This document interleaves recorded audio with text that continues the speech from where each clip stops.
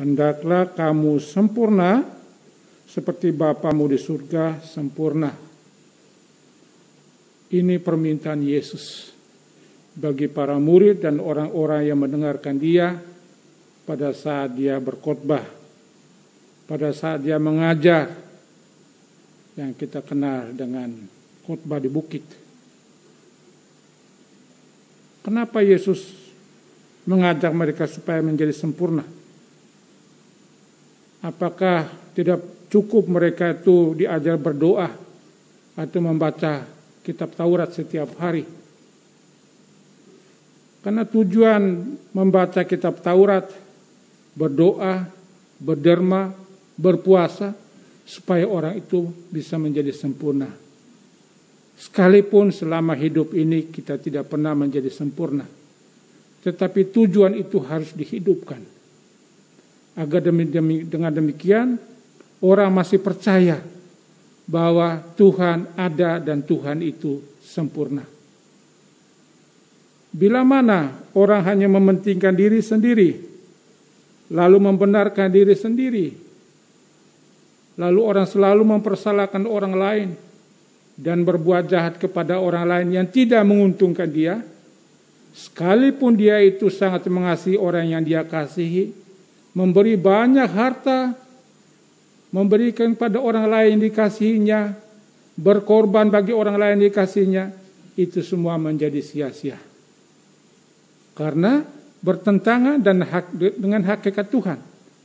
Dia mengasihi manusia yang berdosa kepadanya. Dia yang mengasihi manusia, tetapi manusia selalu melanggar perintahnya. Dalam bacaan pertama kitab Ulangan hari ini kita dengar Tuhan menegaskan lagi sikapnya kepada umat Israel. Aku ini Tuhan Allahmu, menyertai kamu, mengasihi kamu, dan kamu menjadi umat yang sungguh-sungguh berpegang pada perintahku. Ternyata umat Israel tidak setia, tetapi janji Tuhan tetap berlaku bagi mereka. Tuhan tetap mengasihi mereka. Pada waktunya, pada waktu berkenanan itu, mereka juga akan melihat kemuliaan Tuhan. Demikian juga dalam Injil pada hari ini. Kalau Yesus berkhotbah di bukit tentu adalah latar belakang. Orang-orang waktu itu sudah memahami apa yang menjadi perintah Tuhan dalam perjanjian lama. Tapi Yesus tegaskan sekali lagi, tidak hanya melaksanakan hukum Taurat, mereka harus menjadi orang yang sempurna. Dan kesempurnaan itu ada di dalam Tuhan. Dan dinyatakan di dalam kasih-Nya yang tidak terhingga kepada manusia. Bapak, Ibu, Saudara-saudari, dalam beberapa waktu ini mata semua orang, hati semua orang tertuju ke Ukraina. Sebuah negara yang memiliki sejarah yang panjang dan tradisi kekristenan yang begitu kuat,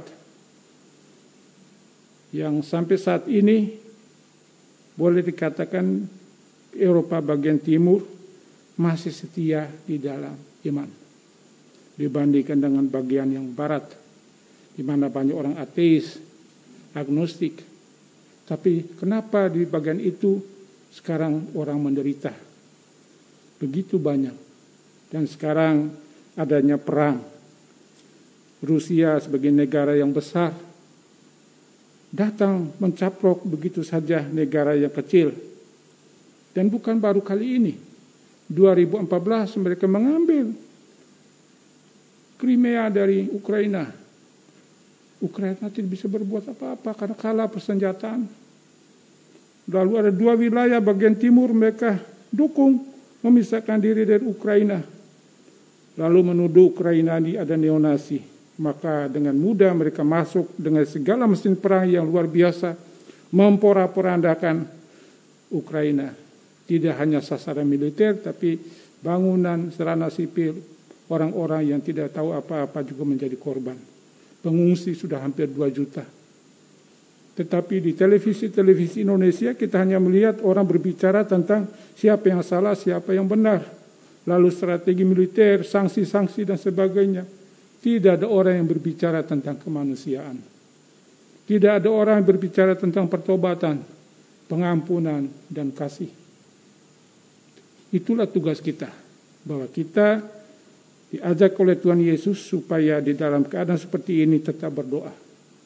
Berdoa bagi yang menderita, iya, tapi juga berdoa bagi mereka yang membuat orang lain menderita. Kesempurnaan hidup kita terletak bagaimana kita mendoakan orang yang menyusahkan kita, orang yang jahat, orang yang tidak mengenal kasih. Itulah tugas kita, berdoa supaya Tuhan membuka hati, mata, budi mereka, supaya mereka mengerti bahwa Allah itu ada dan Allah itu mengasihi.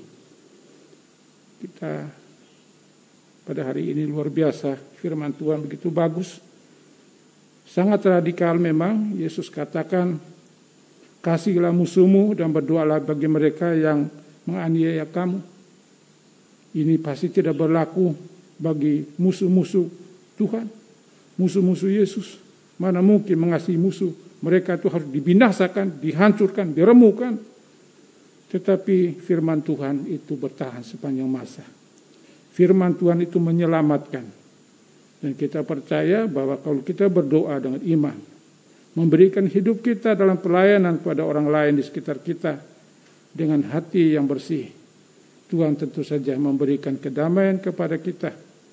Tuhan memberikan kita kekuatan bila mana kita menghadapi banyak penderitaan. Pada saatnya kita juga semakin hari akan semakin sempurna. Dan seperti yang dikatakan Yesus, hendaklah kamu menjadi sempurna seperti Bapamu di surga sempurna adanya. Maka marilah kita belajar untuk saling mengasihi dan mengampuni serta berdoa bagi mereka yang menyusahkan kita. Amin.